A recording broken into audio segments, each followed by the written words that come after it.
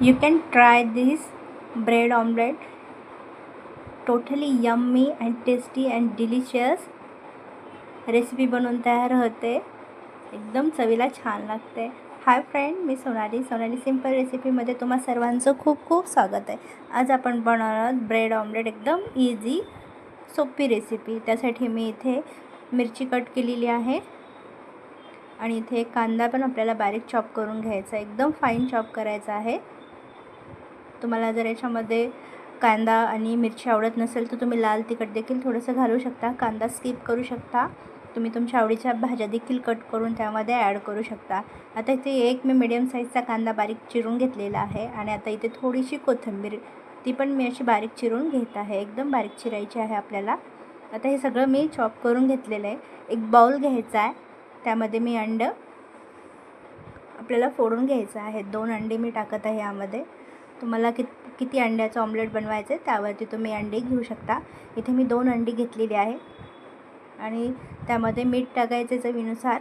चिमूटभर हळद टाकायची आहे, कारण की आपण हिरवी मिरची देखील त्यामध्ये टाकलेली आहे. आता इथे मी अंडं आणि मीठ, लाल तिखट छान मिक्स करून घेत आहे. एकदम मिक्स करून घेतल्यानंतर यामध्ये आपण बारीक कट केलेली कोथिंबीर, कांदा आणि मिरची टाकायची आहे. मिरची टाकल्यानंतर तुम्ही लाल तिखट अंदाजे थोडंसं टाका, नाहीतर खूप स्पायसी होऊन जाईल. आता याला छान आपण मिक्स करून घेऊ, जेणेकरून सर्व एकजीव झालं पाहिजे.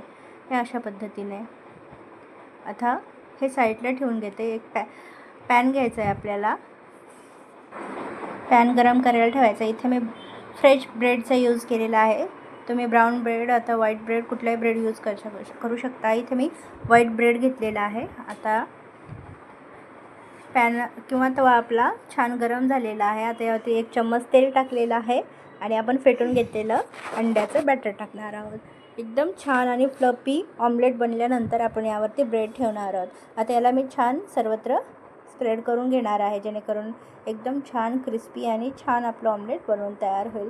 1 ते 2 मिनटामध्ये इतकी जबरदस्त ब्रेड ऑमलेट बनवून आपलं तयार होतं. एकदम सँडविच स्टाईल आपला बनवून तयार होतं.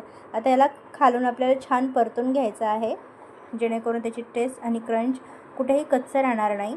आता यावरती आपण ब्रेड टाकू. इथे मी 2 ब्रेडचे स्लाइस यूज केलेले आहेत आणि तुम्ही अशा पद्धतीने ब्रेड ऑमलेट जर बनवून बघितलं तर एकदम छान ब्रेड पकोडा ज्या पद्धतीने आपण बनवतो त्या पद्धतीनेच हे बनवून तयार होतं आणि चवीला पण खूप छान लागतं. आता याला आपण त्याच्यावरती टर्न करून घेऊयात. तुम्हाला रेसिपी आवडली असेल तर आपल्या चॅनलला लाईक करा आणि सबस्क्राईब नक्की करा. आता इथे छान आपलं खालून परतून झालेलं आहे ऑमलेट आणि आता आपण ब्रेड एकमेकावरती टर्न करून घेऊया. त्याच्या मध्ये मी कट करत आहे मध्ये. आता हे पहा किती छान खालच्या साईडनं आपलं ब्रेड ऑमलेट एकदम छान बनवून तयार झालेलं आहे. एकदम क्रंची आणि एकदम छान व्यवस्थित रंग देखील आलेला आहे. आता याला 1-2 मिनिट छान वाफवून घेतल्यानंतर मी काढून घेत आहे. इथे मी याला मधातून कट करून दाखवत आहे. एकदम टेस्टी आणि डिलिशियस बनवून तयार आहे. याची चव पण इतकी छान लागते. रेडी आहे आपलं ब्रेड ऑमलेट. एकदम डिलिशियस आणि एकदम टेस्टी स्टाईल. एन्जॉय करा आणि आपल्या रेसिपीला लाईक करा, सबस्क्राईब करा. Bye bye.